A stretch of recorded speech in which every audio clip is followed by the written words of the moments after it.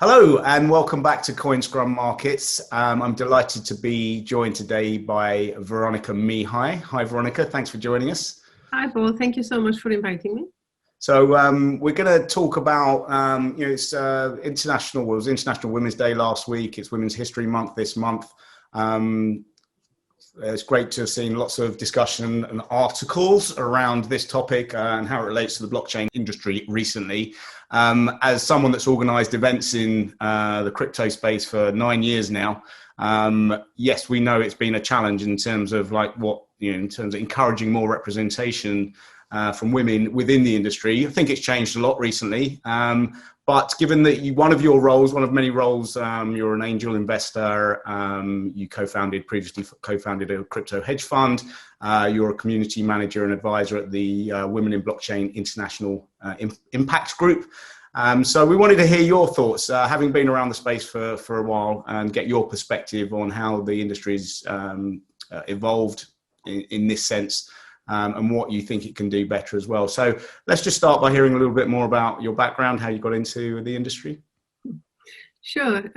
So my background is actually management consulting. By origins, I'm Romanian, but I live in the UK for the past 13, 14 years. I used to do management consulting in across industries, from media to energy to IT to whatever, anything really, any industry. If I'm completely honest, first time I ever heard about Bitcoin was 2009. But life was tumultuous, let's say. It was a little bit busy at that time, and I didn't really pay attention to it. I mean, it was just in some headlines, some negative, some positive, it depends. So you could see it on some social media channels and so on. But I didn't pay a lot of attention back then. Later on, years on, actually, if I think about it, about 2015, I started hearing a little bit more about Bitcoin again. And that's the time when not only me, but my family kind of started looking into it. And we all started reading and trying to understand what Bitcoin is and how it works. So it kind of started with a white paper, really. And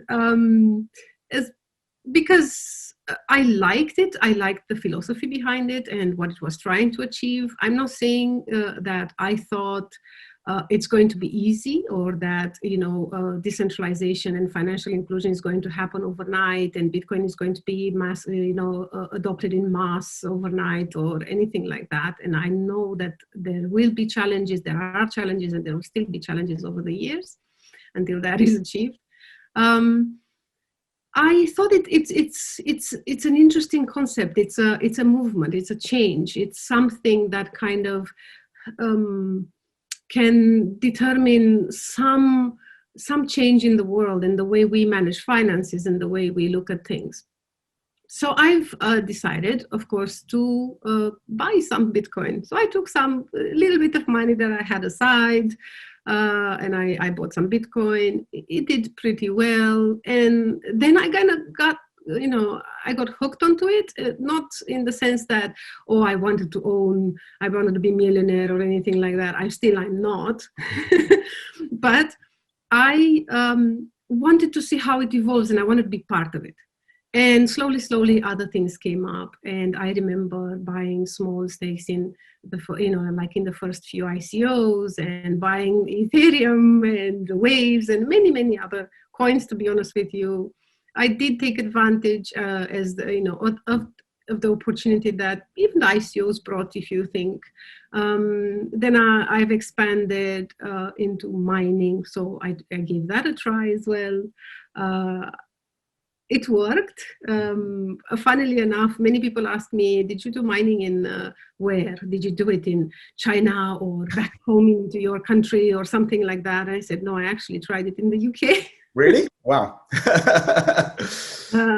when I say tried it, it doesn't mean it failed. It was actually successful, and it worked because it was still at the beginning, and I didn't concentrate so much on Bitcoin at that time, but I was concentrating on kind of finding the right coins to that had potential and start mining those. So I mined Dash and Litecoin and a few others.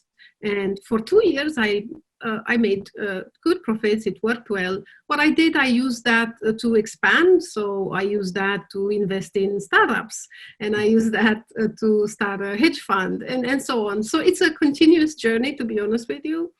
I am at a stage right now where I consider myself a private investor. I have my small portfolio.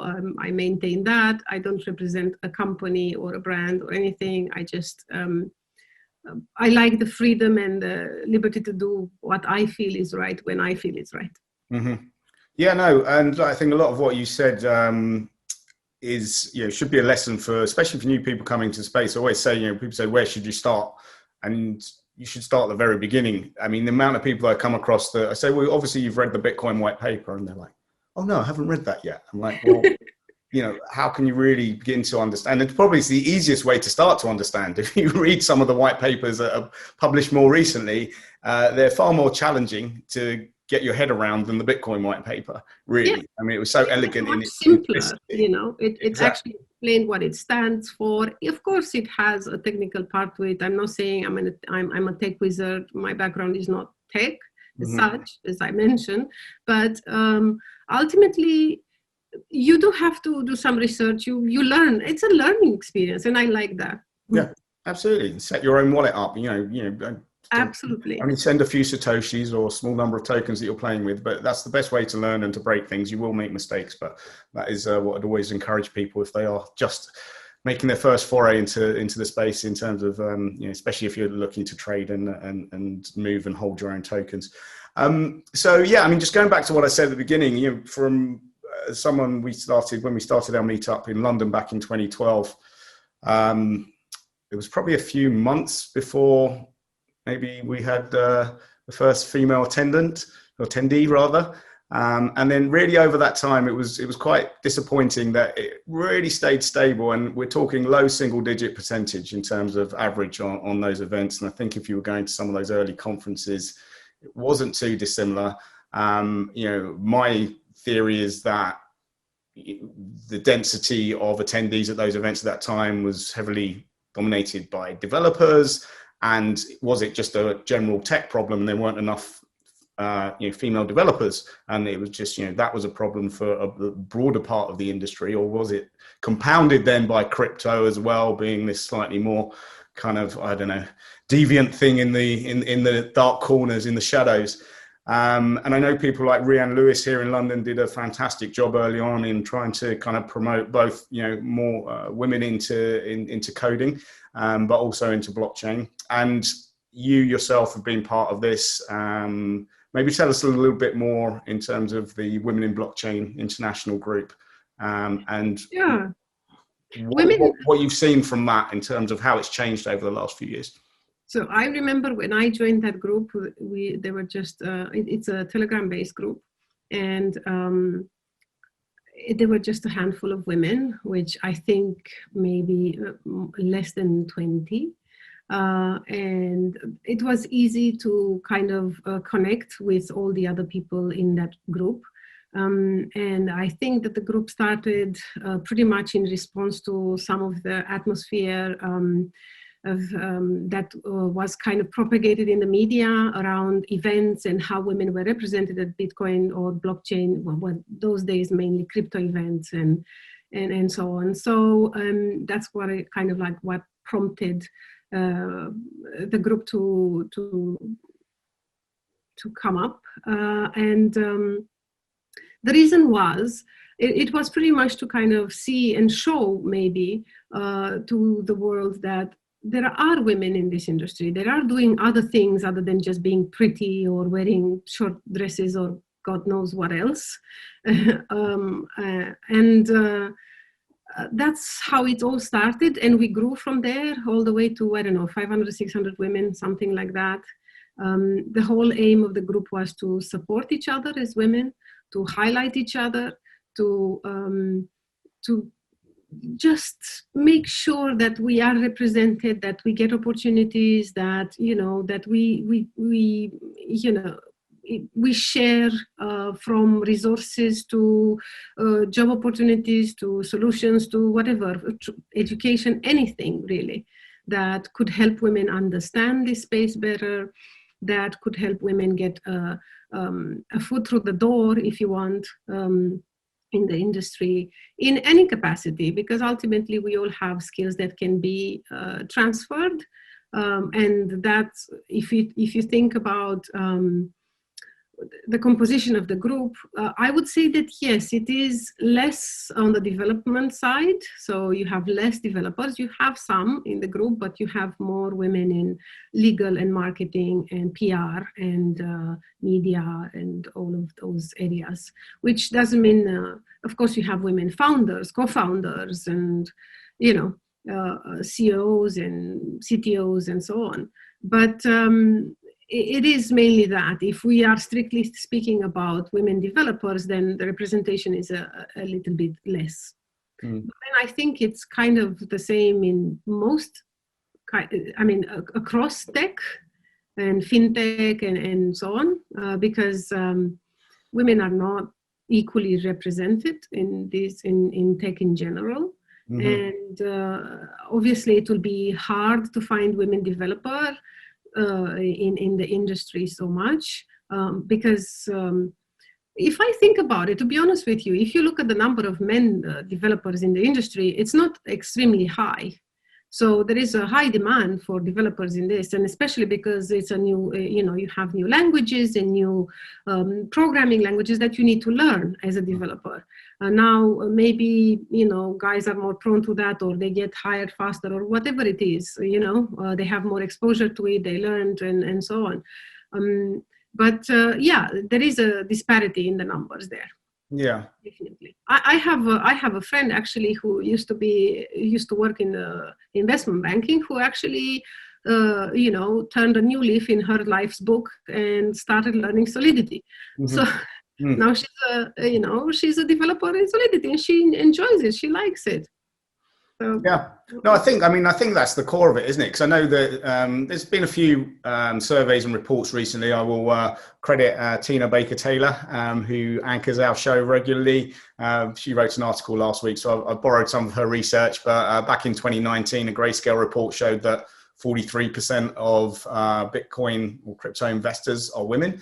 2020 CoinMarketCap study indicated that female cryptocurrency participants in general had increased by around 43% just in the first quarter of last year. And a more recent report from Gemini here in the UK showed that of those that had identified themselves as crypto investors, 41.6% were women. So, not exactly the 50.5% that should. But it's growing. That's right, and that's the thing. So I think the overhang or the perception does seem to become come from this issue around kind of maybe not enough women in in code or in the engineering departments in general, and that probably stems back deeper. I know we had John Wu, president of Ava Labs, on a few weeks ago, and he was saying they're on a big drive to make sure they have diversity within the company, and at most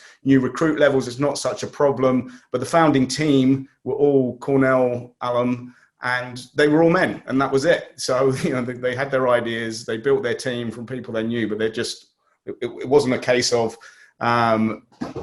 selectively building a team of men. There was just no choice. So I think what needs to happen to address that at the roots, basically. I think that when you start a business, right? When you start a company, you do tend, as any normal human being, to look around you at your network. And if your network is predominant one gender or the other, or whatever, however the composition of your network is, then you tend to recruit from there. So I understand what your guest was saying in terms of, well, this is what we had, so this is what the pool that we had, that's what we chose, kind of thing.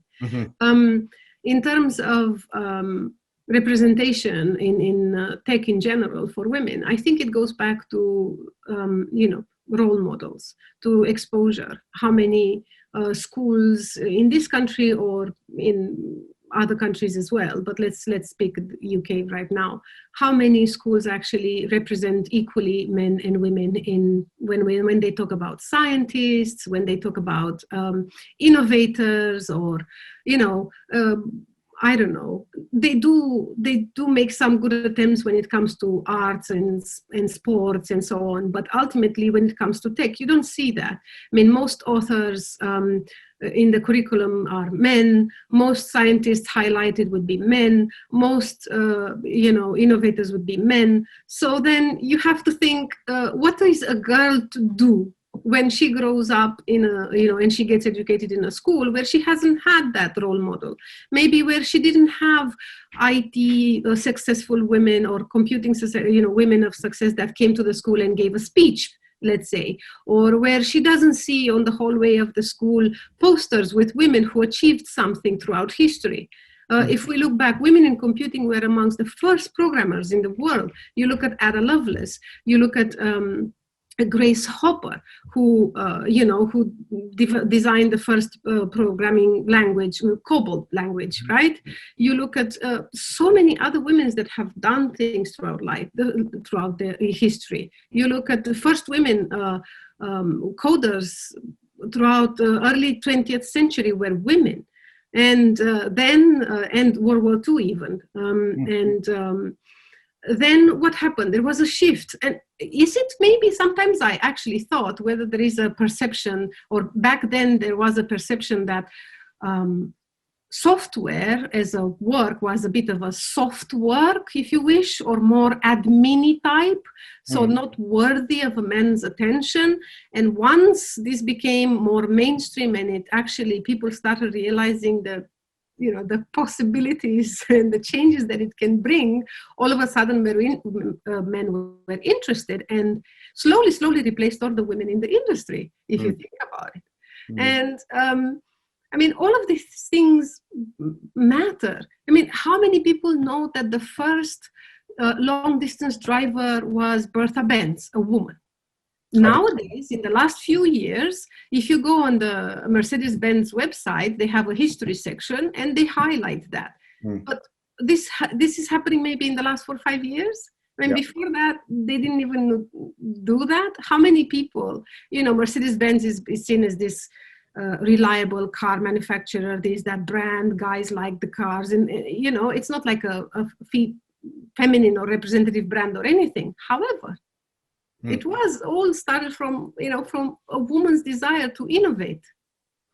Yeah, I think you mentioned like sport there, and I think that's possibly a good example. I know in the UK we've seen, programming is now on the national curriculum, and that's relatively recent phenomenon. So we need a generation to roll through with that to see if that has a knock-on effect. No different from when finally, women's football, soccer was, added to, or was allowed within the curriculum and expanded those options. And then we saw that filter through eventually to now, regular televised women's soccer, which, was not there only a decade ago. So I think, it's, I guess, down to, governments to make sure that they're encouraging it at the grassroots level, at the school level, the education level. So absolutely. Come through with these skills, and then it maybe just won't be seen as this kind of male-dominated industry, and women perhaps feel alienated from it. Yes, absolutely. Because ultimately, for me personally, it is an alienation problem. If I don't feel I belong, then I'm not going to go somewhere or do something or get into a career necessarily. Or I will try it, because many times actually a lot of women do try. And then they get disappointed, and they feel they don't belong, and they change their career altogether. Yep. You hear a lot of stories where they say, "Oh, I wasn't happy. I didn't feel that I belong. I didn't feel that I was, recognized, or that I was really appreciated. So I changed my career and I did something else." And it's sad, because I feel that if you look at human nature is innovative, yeah, by design, let's call it that way. So why not design a world where everybody feels included? Why not design products that are equally, accessible and representative of any gender, really? you know, of course. I mean, you tend to create, if you don't have representation and you don't have a balance, then you tend to create a world that is molded by, a certain part of the society, and then it becomes unfriendly to the other part of the society. I mean, we have to think, what kind of products, what kind of services, are they inclusive of everyone? Are they easy for everybody? Do people actually feel like using that service or product, or do they have a negative experience because maybe somebody didn't think? It's quite important to have both a female and a male perspective. I'm not saying there should be only female teams. I'm not saying there should be only, we shouldn't move from patriarchy to matriarchy or anything like that. It's just a discussion about creating a balanced world. Yeah, no, absolutely. And I did always wonder that, and I think it was important to do. And you involved in the Women in Blockchain International. It seemed to be quite extreme going to set up these kind of. I mean, I know that men weren't excluded from kind of these meetup groups and networking groups that were set up by women for women.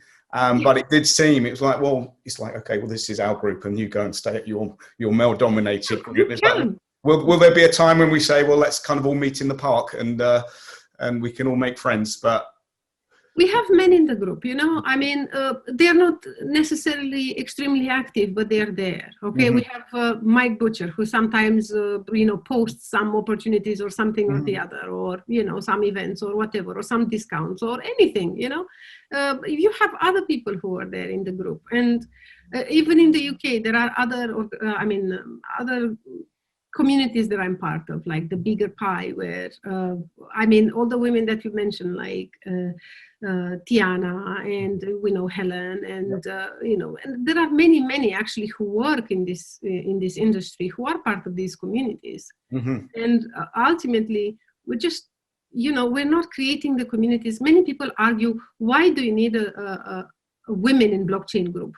And I feel like, why do you need the gentleman's club? Yeah. For networking, right? Yeah. You build a network. You have a pool of resources and talent to recruit from. You support each other. Isn't that what men do? I mean, they support each other. They, include each other. So why is it all of a sudden so wrong for women to do the same? Yeah.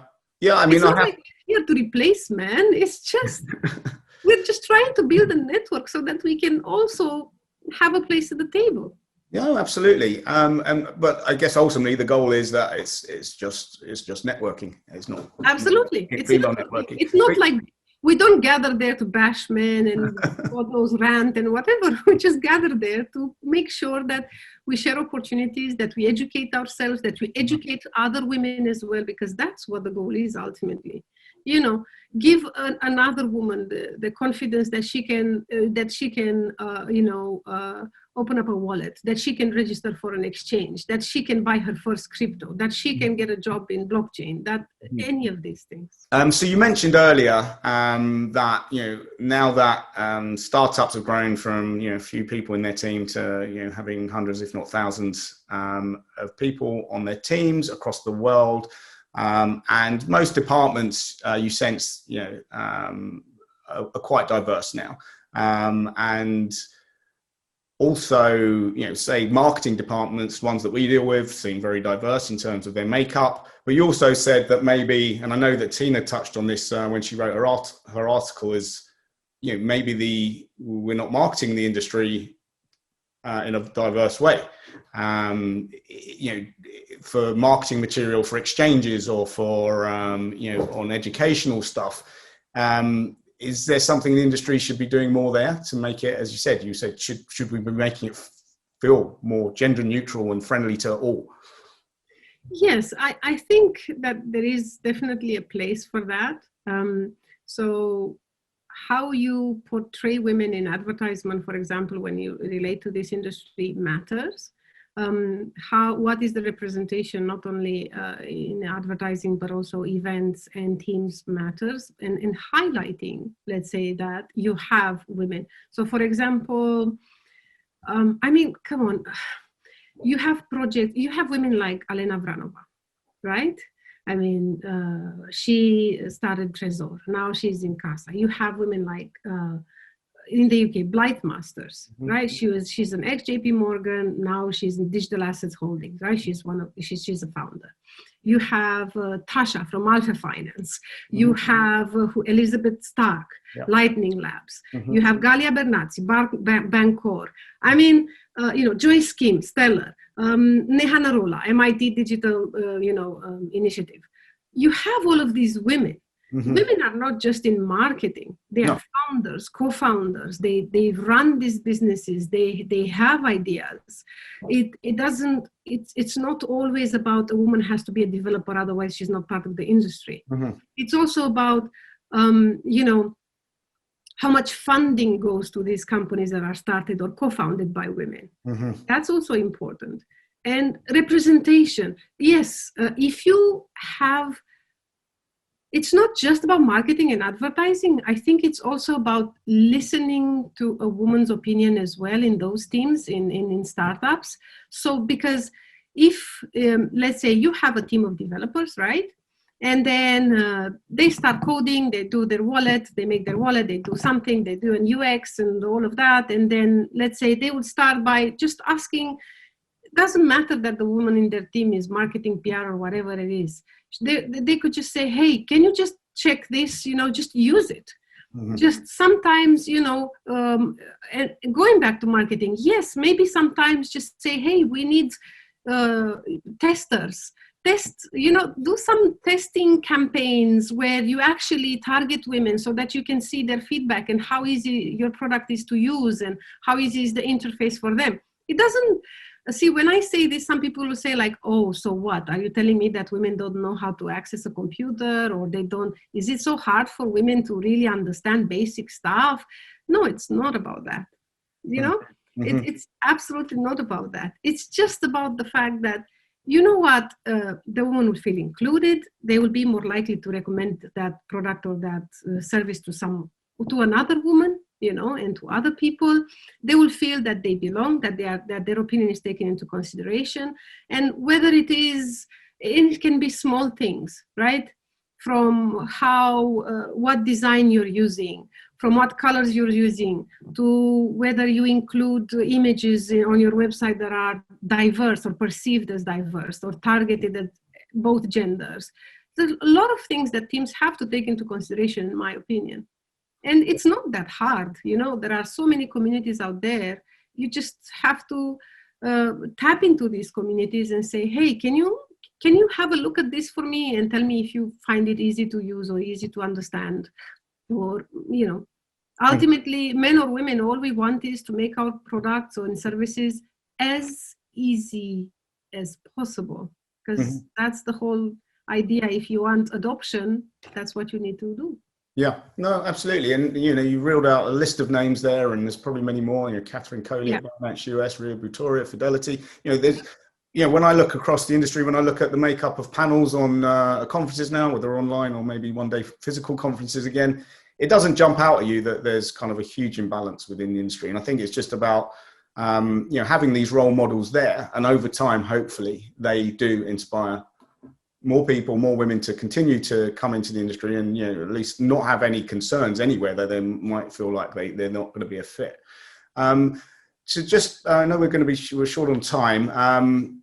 This industry, you're an investor, you make private investments, it's rich in startups, we can't keep up on all of the new projects launching, coming across our desks every day. With your investor hat on, do you think that is an area that needs some attention as well? Do you think enough investors, obviously, they're not going to come in and, try and rip apart founding teams that have come to them. But, from what you see, are you seeing enough diversity there from founders at the founding team stage? Is it something that you factor in when you're making your decisions? I try my best to factor that in, to be honest with you. I don't think that we are in a position really to expect 50% representation in teams yet. What I do look for is at least to have, a woman or a couple of women in decision-making positions, because that's, for me, it's important. So it's not just about having a customer relation employee or a communication executive officer or something like that. It's also about, decision making power in terms of how the business is run, how the startup is run. And sometimes I'm lucky in finding those kind of teams, sometimes less. It depends really. But it's a starting point. And for me, it would be really good if we could have, let's say, I'm just a private investor, but I'm looking at VCs here. The makeup of VCs is not always that diverse. Then you have to look at the questions that, there is a certain bias there that maybe it is unconscious, but the type of questions that a woman is asked versus a woman founder or co-founder versus the type of questions a man is asked. A man is seen more like he has to be a little more aggressive. He has to be, not aggressive physically. I mean, like, confident. He has to take risks and so on. But a woman is often asked questions that almost sound like, she is a liability in itself. It's a risk. I mean, and you feel like, why would you do that? Why would you ask different questions? They are both founders. They are both there to create a successful business. It doesn't matter. Gender should not be a lens for a VC to ask their questions when they make their selection. It's not that easy to avert these questions and to turn it into a positive, if you wish, because yes, you can be smart enough, and even if you're asked a risk-averse question, you can turn it into a strength.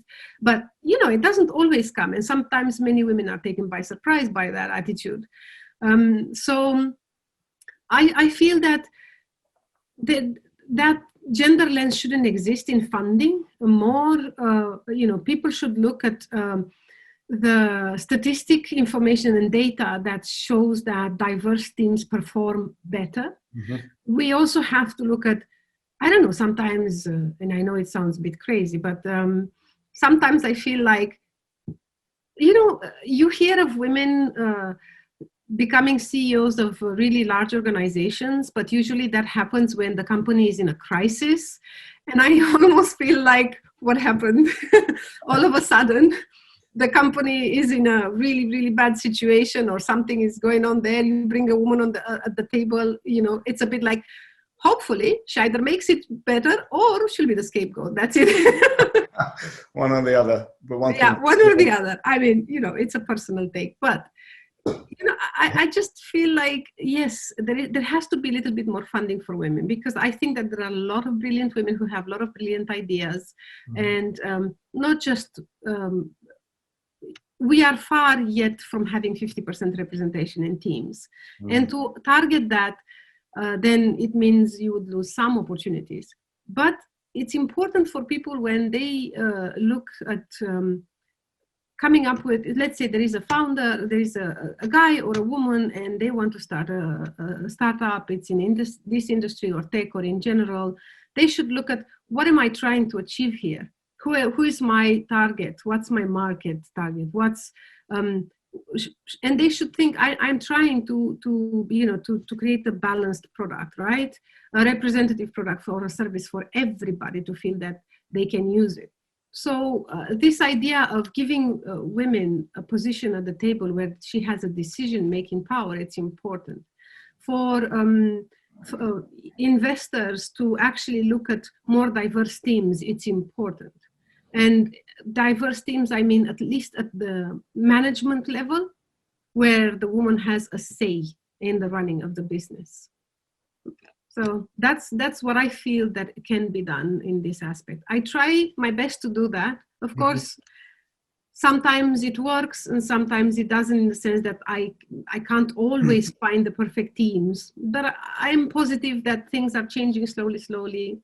I have friends and women in my network and I'm trying to work with, I'm working with them, and we're trying to change the narrative. We're trying to you know, to bring more funding to women-led teams, or at least that have women in leadership teams. So I'm hoping in the future we will see a better representation. Yeah, and I'm hopeful too, just from my perspective of what I've seen and how things have changed over the years, that we're definitely moving in the right direction. And there's a lot of positives there, and hopefully we continue to do that and make sure that we kind of keep it topical, and you know, it would be beneficial for the industry overall going forward. We're out of time, Veronica. If people want to find out a little bit more about Women in Blockchain International, where can they go? Well, we have a Telegram channel, but they can always contact me on Twitter, on LinkedIn, and then I can add them to the network if they wish to. Right. Because I don't have we kept it a little bit closed or private, if you wish, simply so that we can keep spam out and, you know, and be productive. Yep. Okay. Fair enough. My Twitter handle is at Alina Vero, ALENAVERO. Okay. Or just Veronica Mihai on LinkedIn, and you'll definitely find me.